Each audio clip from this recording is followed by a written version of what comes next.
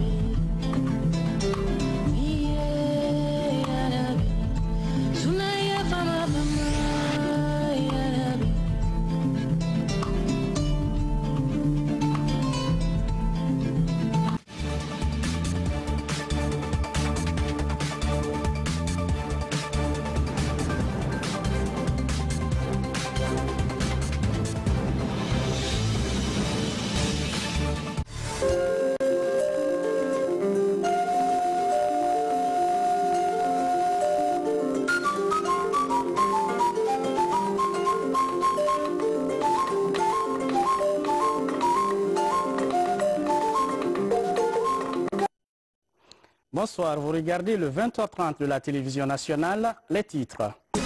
Le président de l'Assemblée nationale au Maroc, il est à Rabat précisément, et sur place, Claude Kory Kondiano rencontre les parlementaires marocains. Une séance de travail sur la coopération entre les deux institutions. Nous serons avec notre envoyé spécial, Abdoulaye Ningilande Diallo. On va s'arrêter à Kindia, la cité des agrumes, qui relance la culture de l'ananas, une initiative présidentielle avec l'implication de jeunes entrepreneurs. Un atout, ce sont les nouveaux gentlemen de l'agro-business. Qui sont-ils? Nous sommes allés à leur rencontre. Vous les entendrez dans ce journal. Et puis nous irons à Sangiana Kouroussa, où la lignée des Camara s'est retrouvée récemment. Le vestibule du village est rénové et officiellement remis au patriarche. Une initiative présidentielle pour conserver les pratiques de nos anciens. On ira faire un tour sur ce site avec notre équipe sur place. Encore une fois, bonsoir. Merci de regarder la télévision nationale. Tout de suite, ce décret D/2019/038/PRG-SGG portant nomination des membres du conseil d'administration de la LONAGUI SAU. Le président de la République, vu la Constitution, décrète. Article 1er. Sont nommés membres du conseil d'administration de la Loterie nationale de Guinée, LONAGUI SAU, les personnalités ci-après désignées. Président du conseil d'administration, M. Ibrahima Khalil Konaté, ancien ministre. Membre, Mme Oumou Kamara, ancien ministre. Commissaire Mangadi Silla, en service au ministère de la Sécurité et de la Protection civile. M. Jean-René Kamara, ancien ministre. M. Bandian Traoré, en service au ministère des Sports, de la Culture et du Patrimoine historique. M. Yacouba Sissé, en service au ministère des Postes, Télécommunications et de l'économie numérique. M. Moussa Sissé, en service au ministère de l'économie et des finances. Représentant des parieurs, Mme Massiri Bangoura. Représentant des opérateurs économiques, M. Mamadou Antonio Soare, PDG de Guinée Games. Article 2. Les membres du Conseil sont nommés pour un mandat de 3 ans renouvelable une fois. Article 3. Le présent décret prend effet à compter de sa date de signature et sera enregistré et publié au journal officiel de la République. Conakry le 29 janvier 2019. Professeur Alpha Condé. Direction Palais Sékou Touré pour commencer. Le chef de l'État a reçu ce mardi en audience une délégation gouvernementale de l'Espagne. La mission est conduite par le ministre espagnol de l'Intérieur. Au menu de l'entretien, la question de l'immigration, mais pas seulement. Compte rendu Sanassi Keita. Introduit au Palais Sékou Touré par le ministre de l'Administration du Territoire et de la Décentralisation, le ministre espagnol en charge de l'Intérieur et de la Sécurité, en compagnie d'une forte délégation, est venu discuter avec le président de la République du renforcement des relations d'amitié et de coopération entre Conakry et Madrid.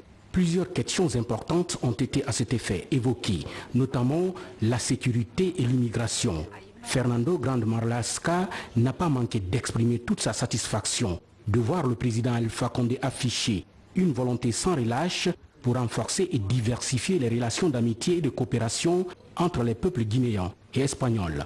Al presidente de Guinea-Conakry, Monsieur le ministre a tout d'abord remercié d'avoir été reçu au nom du gouvernement espagnol et de lui-même comme ministre de l'Intérieur, d'avoir été reçu par le président de la Guinée. Il se montre très honoré par la qualité humaine et la profondeur des connaissances du président, de la situation, de la réalité bien sûr de l'Afrique, mais aussi de l'Europe et du besoin qu'il y a de renforcer la coopération entre l'Afrique et l'Europe. Il y a bien sûr un besoin d'approfondir cette coopération d'une façon intégrale, de chercher les intérêts communs, incluant le contrôle des flux migratoires, mais sans oublier l'appui nécessaire qui doit être donné au développement des pays d'Afrique qui ont ces jeunes qui sont touchés par ces flux,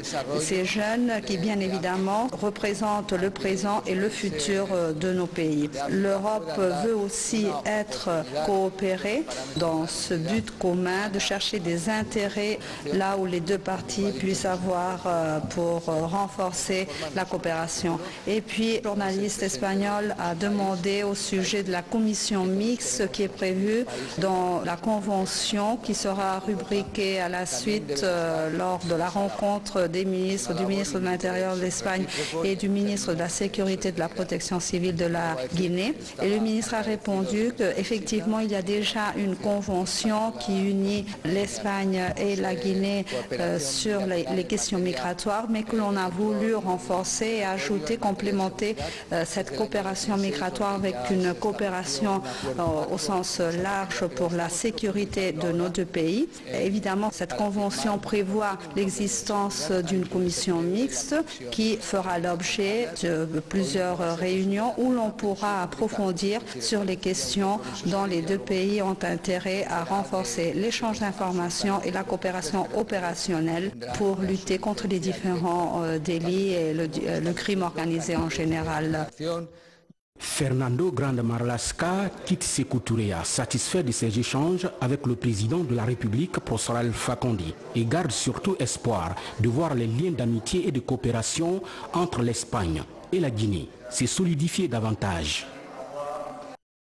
Je vous le disais en titre, on va s'arrêter à Rabat où se trouve le président de l'Assemblée nationale. Claude Kori-Kondiano est accompagné d'une importante délégation et ce mardi, il a une séance de travail avec des parlementaires marocains. Les travaux sont essentiellement consacrés au renforcement de la coopération entre les deux institutions. Sur place, notre envoyé spécial, Abdoulaye Nguilande Diallo. Au Parlement bicaméral du Maroc, la délégation guinéenne est reçue par la Chambre des représentants et celle des conseillers. Le renforcement des liens d'amitié et de coopération entre Conakry et Rabat est l'un des sujets inscrits à l'ordre du jour de ces différents échanges. Des sujets qui permettront non seulement de favoriser l'intégration de peuples, mais aussi de cimenter la coopération parlementaire entre nos deux pays. C'est une visite qui est une occasion pour nous pour vous remercier la République de la Guinée pour le soutien et le support que la République apporte au Maroc, notamment en ce qui concerne la demande du Maroc d'adhérer à la CEDEAO. C'est une occasion aussi pour que le peuple marocain vous remercie aussi, remercie la République de la Guinée et son Excellence M. Alpha Condé pour le soutien qu'elle a apporté au Maroc pour qu'il regagne sa place au niveau de sa famille, au niveau de l'Union africaine. C'est une position que nous saluons très fort. Nous avons aussi le sentiment que la République de la Guinée est toujours aux côtés du Maroc pour appuyer et soutenir les positions du Maroc dans les différents points qu'il défend. Nous sommes conscients que l'intensité de cette coopération va servir les intérêts du Royaume du Maroc et de la République de la Guinée, que ce soit au niveau économique, au politique, au social. Et nous sommes conscients que l'intensité de cette coopération portera ses fruits pour le bien des deux peuples marocains et guinéens. Depuis qu'il a réintégré l'Union africaine, le royaume chérifien a lancé un vaste programme pour contribuer au développement de l'institution panafricaine.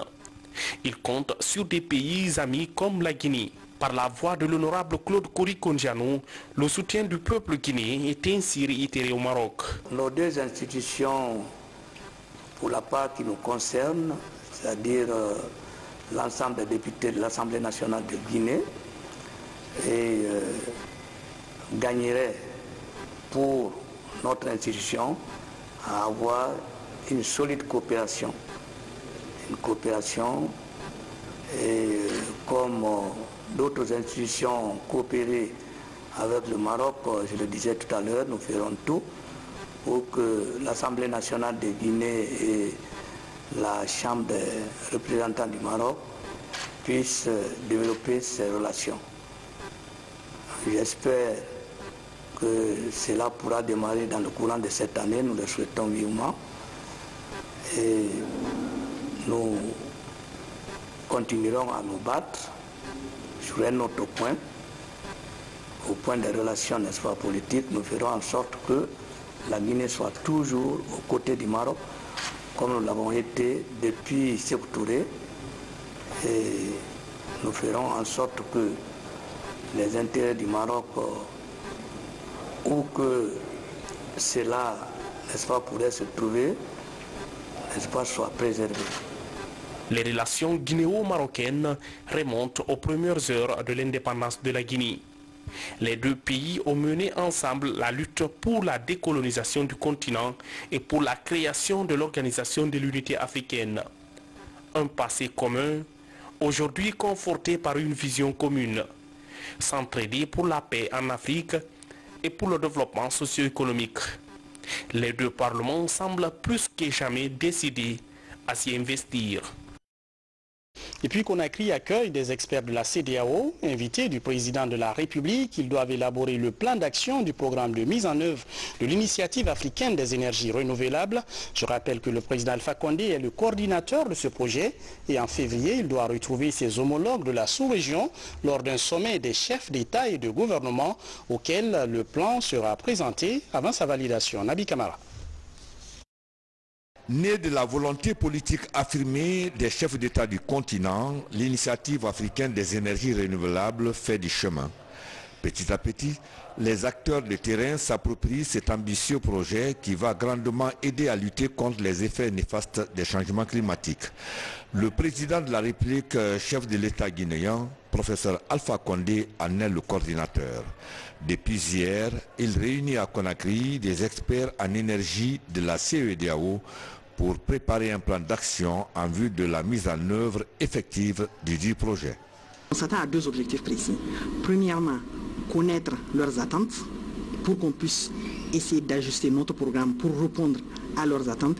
Et deuxièmement aussi, essayer de les sensibiliser pour qu'au finish, qu'on ait des projets assez solides venant de la sous-région, des projets qui seront déposés au niveau de l'unité de mise en œuvre et après soumis au board si toutefois, bien sûr, ces projets-là répondent aux critères d'éligibilité à l'arrêt. Outre les experts en énergie, les représentants des secteurs publics et privés ainsi que ceux de la société civile prennent part à cette réunion sur l'initiative africaine des énergies renouvelables à Conakry. Aujourd'hui, l'initiative est en train de faire son petit bout de chemin et elle est en train de couvrir déjà toute l'Afrique. L'adhésion est devenue très forte. Donc pour permettre aux pays de la sous-région, l'Afrique occidentale, de s'approprier aussi de cette initiative. C'est pourquoi le président de la République nous a instruit d'organiser cette réunion à Conakry. Puisqu'elle a eu lieu déjà dans les autres pays, il faut que ça soit réalisé maintenant à Guinée. Nous sommes dans cette phase-là. À la fin de cette concertation des pays africains, ça va aboutir à des recommandations. Les recommandations qui sanctionneront cette rencontre de Conakry seront soumises à l'examen des chefs d'État et de gouvernement prévus à Addis Abeba en février prochain. Et puis je vous l'annonçais hier soir, conférence de presse de la ministre de l'Agriculture, l'occasion de faire le bilan des grandes réalisations de son département. Plusieurs moyens sont dédiés à ce secteur pour atteindre par exemple l'autosuffisance alimentaire selon les ambitions du gouvernement. Où en sommes-nous avec ce programme? Comment se porte le secteur agricole et à quoi peut-on s'attendre dans les années à venir? Élément de réponse dans ce compte-rendu signé Fodé Camara. Après un rappel historique des investissements consacrés à la promotion rurale depuis la Première République, la ministre de l'Agriculture a aussi évalué le pacte scellé entre les paysans et le président, professeur Alpha Condé, au CAS de Bellevue le 16 février 2011. Jour pour jour, depuis ce pacte, un programme prioritaire d'appui au secteur agricole a été lancé. 8 ans de soutien multidimensionnel marqué notamment par la fertilisation des sols avec plus de 200 000 tonnes d'engrais destinés aux producteurs au prix subventionné de 135 000 francs guinéens par sac. Sans oublier des efforts de mécanisation pour lutter contre la pénibilité. L'appui du gouvernement dans le cadre de la mécanisation agricole a favorisé l'augmentation des superficies mises en valeur, la réduction des pertes post-récolte et l'amélioration de la qualité des produits agricoles. À ce titre, il a été mis à la disposition des producteurs et des transformateurs 240 moissonneuses batteuses, 300 motos faucheuses, 690 batteuses motorisées, 1095 décortiqueuses, 274 tracteurs dont les puissances varient de 60 à 80 chevaux, 715 étuveuses de riz. Dans le registre de la valorisation des cultures d'exportation, des variétés à haut rendement de noix de cajou, de café, de palmiers à huile et de cacao sont introduites dans les grands bassins de production. Des cultures de rente bonifiées par la vulgarisation des itinéraires techniques et d'autres mesures d'accompagnement. À titre illustratif, le rachat du coton galvanise les producteurs. Des producteurs qui en 2018 ont engrangé plus de 20 milliards dans les terroirs villageois de la savane et à Gawale-Kundara. La cotonculture est relancée. Le dispositif qu'on va mettre en place, nous avons commencé, va faire que la production va monter obligatoirement parce qu'il y a un intéressement. Vous avez suivi la semaine dernière qu'on s'est aligné sur le prix de la CEDEAO des pays voisins, grands producteurs.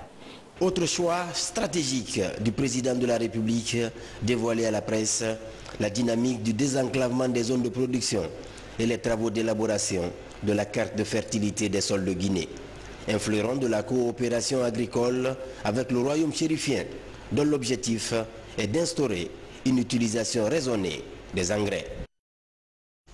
Pour être complet sur ce sujet, j'ajoute que vous suivrez l'intégralité de cette conférence de presse de la ministre de l'Agriculture dans nos programmes. Et pour être précis, ce sera à 21h30. Je vous amène à Kindia, la cité des agrumes, comme on l'appelle, jadis fleuron de la production horticole de Guinée. Et dans la région, la culture de l'ananas est relancée. Une campagne présidentielle qui attire de nombreux jeunes ambitieux, engagés à faire face aux nouveaux défis dans le secteur. Reconquérir, par exemple, le marché européen.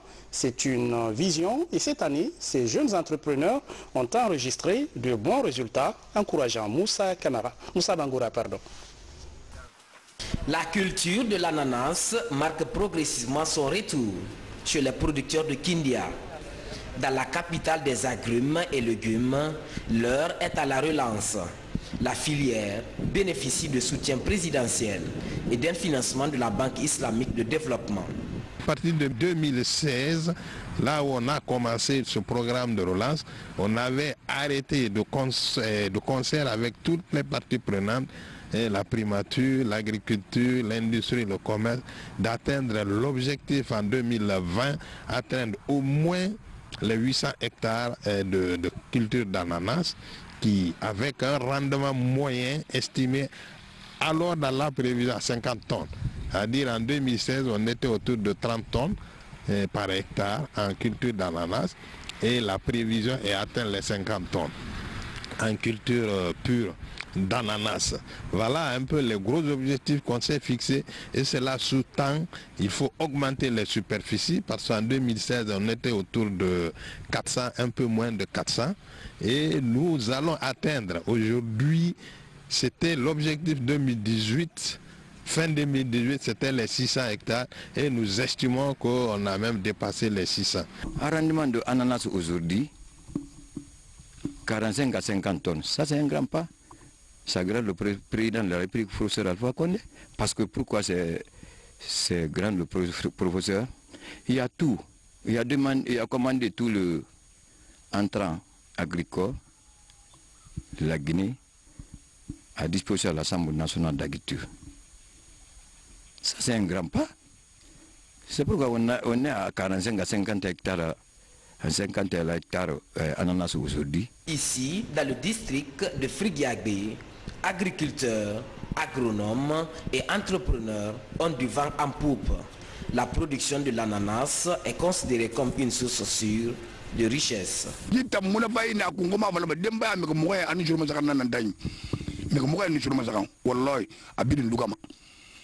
Grâce à cette culture d'ananas, nous parvenons à subvenir à nos besoins, mais aussi faire face aux problèmes de famille. Elle permet aussi de réduire l'exode rural. Ça rapporte beaucoup.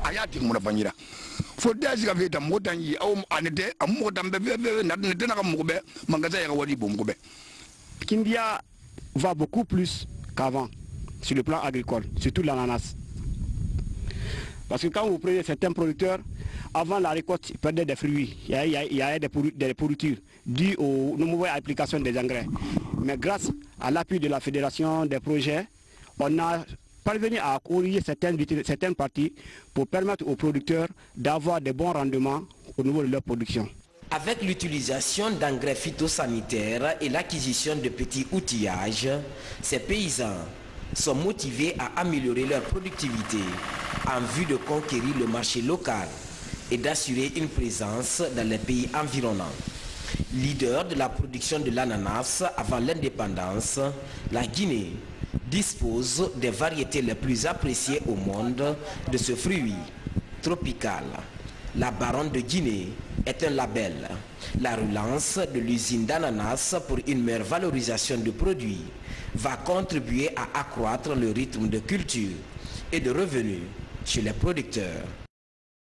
On va rester dans la cité des agrumes qui s'est transformée un moment en cité de violence suite à l'élection du maire de la commune.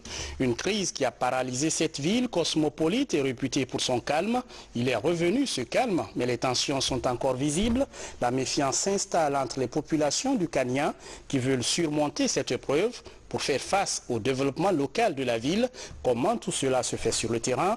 Notre reporter Mamadou Alpha Baldé est sur place. Regardons son reportage. Terre d'accueil, Kindia est l'une des villes les plus cosmopolites du pays. De nombreuses communautés y vivent dans l'harmonie depuis des années, Une diversité sociale sur laquelle la ville entend renforcer son élan de développement. Récemment, l'installation des exécutifs communaux a engendré des troubles dans la ville et effrité le tissu social. Depuis, le calme est revenu dans la cité. Aujourd'hui, Kindia compte se tourner vers l'avenir. Un forum sur la paix est organisé par des fils du Kenya. C'est dire à Kindia, à la jeunesse de Kindia, la violence, nous ne voulons pas à Kindia. Pourquoi? Parce qu'on a été victime des événements lors de l'installation de nos maires et on s'est dit en tant que jeunes de Kindia, plus jamais ça à Kindia. Et on s'est dit, on s'est donné cette idée pour rassembler toute la jeunesse de Kindia, dire non à la violence à Kindia. La rencontre se tient à la maison des jeunes. Les intervenants vantent tour à tour la nécessité et les avantages de vivre ensemble. Une occasion pour les sages de la ville de rappeler l'histoire de Kindia et de son fondateur Manga Kindi, ainsi que des 7 merveilles de la ville comme l'hospitalité, la fertilité du sol, le climat, le sport et la culture. Depuis l'arrivée du premier fondateur de la ville qu'on appelle Manga Kamara, jusqu'à son dernier fils, leur répartition dans les différentes zones de Kindia. Aujourd'hui, Kindia, la population l'a su aujourd'hui. Et également, il a expliqué aux gens que quand Manga Kindi s'est installé, il a fait appel à tout le monde. Les Soussous, en dépit des Soussous, les frères sont venus s'installer, les Garankés et les Malinké. Et depuis lors, c'est l'entente parfaite dans cette ville de Kindia. Donc ce n'est pas la politique qui va venir diviser, n'est-ce pas, les fils de Kindia. Aussi bien à Kindia et partout, qu'on sache, avant, pendant ou après les élections, nous sommes dans l'obligation de vivre ensemble. Et nous vivons ensemble, nous habitons, nous nous marions ensemble, nous faisons tout ensemble. C'est de faire en sorte que les élections soient toujours des moments de consultation, de concertation, et non pas de confrontation. Après le forum, place à la finale du tournoi interquartier sur la paix et l'unité. Le quartier Condéta en blanc est opposé à celui de la gare en orange. Au coup de sifflet final, c'est l'équipe de la gare qui soulève le trophée. Dans la joie, la foule se disperse, comme pour dire qu'en politique ou en football, après le match, le fair play doit primer surtout. Aller plus vite que les épidémies, c'est le défi que se fixe le projet Prepline, un dispositif de gestion d'éventuelles épidémies. Des centres de riposte sont mis en place partout dans le pays pour rester vigilants. Et pour la deuxième fois, tous se rencontrent à Conakry pour analyser la capacité de collaboration multisectorielle des services, avec cette fois la participation d'une mission québécoise d'urgence et de catastrophe. Un échange d'expériences qui pourrait renforcer les capacités d'intervention des acteurs du projet Prepline. Mariam Kamara Oumoutouré. Les cadres des départements de la santé publique, de la sécurité et de la protection civile entament 3 jours d'échange avec cette mission québécoise. Elle est venue appuyer la Guinée dans le renforcement de ses capacités de gestion des futures épidémies liées à la santé publique. Nous avons constaté que beaucoup de départements sectoriels en République de Guinée s'est organisé de façon isolée et qu'il n'y avait pas une structure de coordination qui pouvait être le chef d'orchestre pour mettre tout le monde en mouvement afin qu'on partage les données et mieux coordonner nos interventions. Donc comme dans la plupart des pays que nous avons sillonnés, ces structures existent. Et donc il m'a semblé que l'expérience de Québec, selon les explications que j'ai reçues, pouvait s'adapter plus rapidement à la situation de la Guinée. Cette collaboration permet à la Guinée de s'inspirer du modèle québécois. Le travail multisectoriel est une expérience à partager. Nous allons probablement discuter de la façon dont nous sommes organisés au Québec et voir comment certaines de nos organisations pourraient correspondre le mieux à la population guinéenne. Le Québec a un système de santé qui est aussi décentralisé, donc pouvoir permettre à la fois une capacité nationale et sur le terrain, et bien entendu impliquer la population aussi plus tard, parce que la réponse de la population est importante aussi lors d'une situation de crise. Le peuple guinéen maintenant peut compter sur un travail important de chacun de ses ministères et organismes. Si nous parvenons vraiment à élaborer les meilleures stratégies préparatoires, je crois que vraiment la riposte pourrait être appropriée et proportionnelle. Le projet Pipeline est financé par les États-Unis et est mis en œuvre par l'Organisation internationale des migrations, OIM. Il va durer 36 mois. À sa fin, un document d'analyse de capacité des services publics de lutte contre les épidémies sera élaboré. C'est officiel, l'aéroport de Conakry se dote d'un laboratoire d'analyse et de détection de faux documents. Il va servir à vérifier l'authenticité de tous les documents de voyage des passagers entrant et sortant. Alpha Isiagaba. De nombreux faussaires parvenaient à passer à l'aéroport de Conakry avec des faux documents. C'est là aux grandes dames des services de sécurité. Ce laboratoire d'analyse et de détection de faux documents répond à cette préoccupation. Ici, tous les documents de voyage entrant et sortant sont désormais vérifiés à travers ces différentes machines ultra-électroniques. C'est un appui de la coopération suisse. Aujourd'hui, ça va prouver aux Guinéens qu'à l'aéroport de Conakry, il y a un véritable changement. Car ceux qui sont loin de l'aéroport de Conakry divulguent de fausses nouvelles aux gens qu'il y a des pressions que la police, la gendarmerie, la douane mènent sur les passagers. Aujourd'hui, nous avons un moyen qui nous permettra désormais de détecter les faux passeports, les faux billets. Ça veut dire que tous ceux qui ont l'ambition de traverser l'aéroport de Conakry doivent être là avec de bons papiers, avoir de la bonne monnaie en main. Si tu es arrêté, tu ne peux pas dire dehors qu'on m'a brigandé, qu'on voulait juste me retirer mon argent parce que les preuves sont là. Par cette nouvelle procédure, tous les documents de voyage, notamment les passeports, sont scannés pour différencier le faux du vrai. La nouvelle technologie devra permettre aux policiers de l'aéroport de barrer la route aux faussaires. Les personnes qui voyagent, elles sont en détention les documents de voyage en main. Quand ces personnes se présentent devant nous, nous les confrontons avec les documents qu'elles possèdent. Nous avons ce qu'on appelle la reconnaissance faciale. Regardez cette figurine, il y a ce qu'on appelle le triangle de la reconnaissance faciale. Nous avons 6 zones. Pour comparer la personne qui est devant nous et le document que nous avons, nous faisons le rapprochement des oreilles, de la zone des yeux, du nez, de la bouche, les lèvres, du forme du visage, les cicatrices que la personne peut avoir sur son visage. Cet appui de la coopération suisse s'inscrit dans le cadre du programme d'appui à la réforme du secteur de sécurité. Il va grandement contribuer à la modernisation du mode de travail de la police guinéenne. Et puis au ministère de l'enseignement technique et de la formation professionnelle, 2019 reste l'année des défis. Plusieurs grands chantiers sont annoncés pour qualifier la formation dans ce secteur et faciliter l'employabilité des jeunes dans le pays. Le ministre Komara annonce par exemple la construction prochainement de 8 écoles de santé dans les différentes régions administratives du pays. Moussa Komara.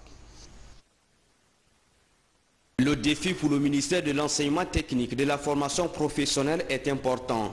2019, les autorités du département comptent rénover et équiper les écoles nationales d'agriculture et d'élevage de Koba, de Tolo, de Bordeaux-Cancan et de Massanta.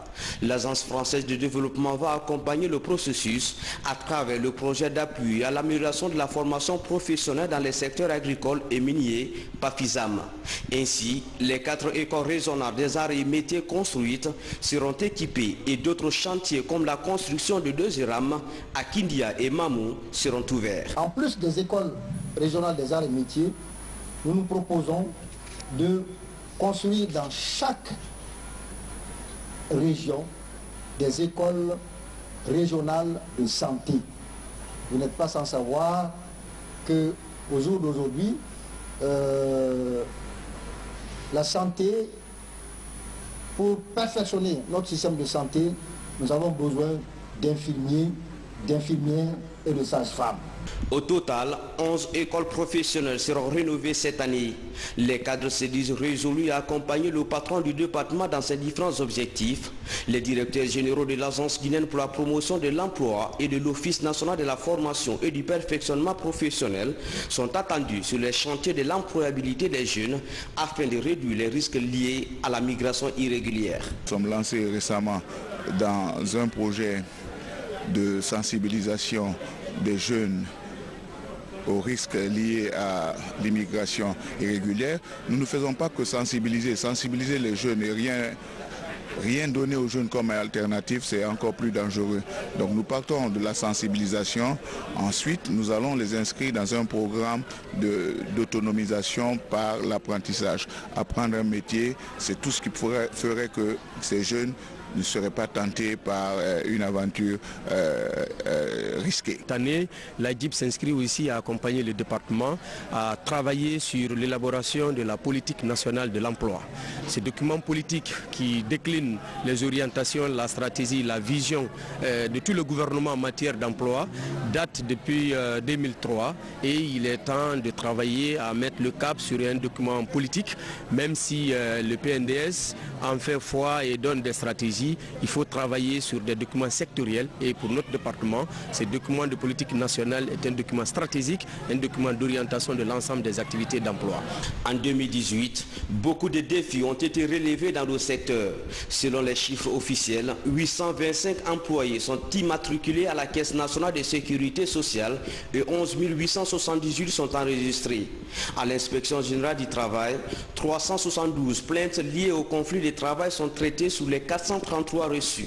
L'Office national de formation et de perfectionnement professionnel se contente de la formation de 1300 agents des entreprises cotisantes et de l'accompagnement de 1000 membres des groupements féminins en activités génératrices de revenus.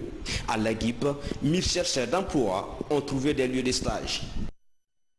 Je vous le disais en titre, on va se rendre à Sangiana, un village de Kouroussa où vous allez le voir, un vestibule datant d'une centaine d'années est rénové sur l'initiative du président de la République.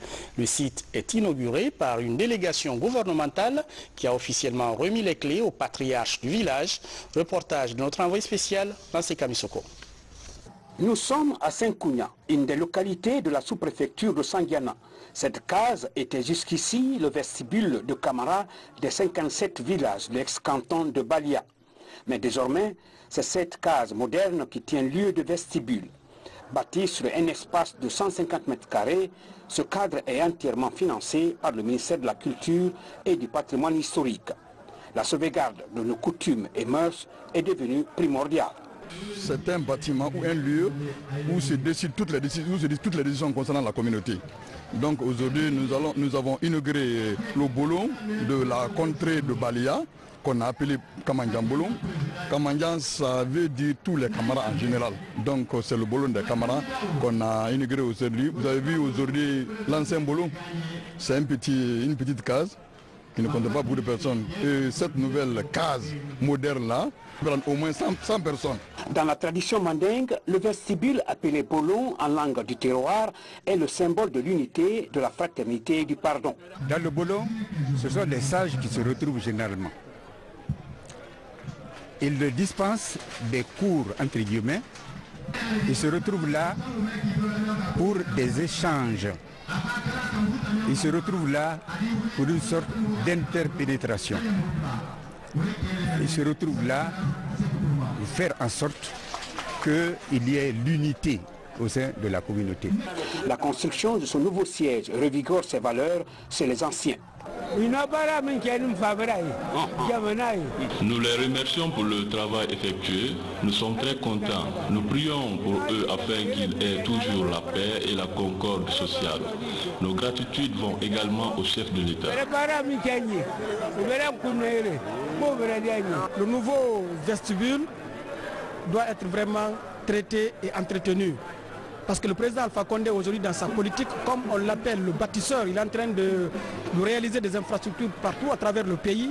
Mais pour l'encourager, on doit entretenir ce qu'on a eu. À cette cérémonie symbolique qui lève un voile sur l'histoire et la sociologie en Haute-Guinée, plusieurs délégations venues des 4 coins de la Guinée et du Mali voisin ont répondu présent.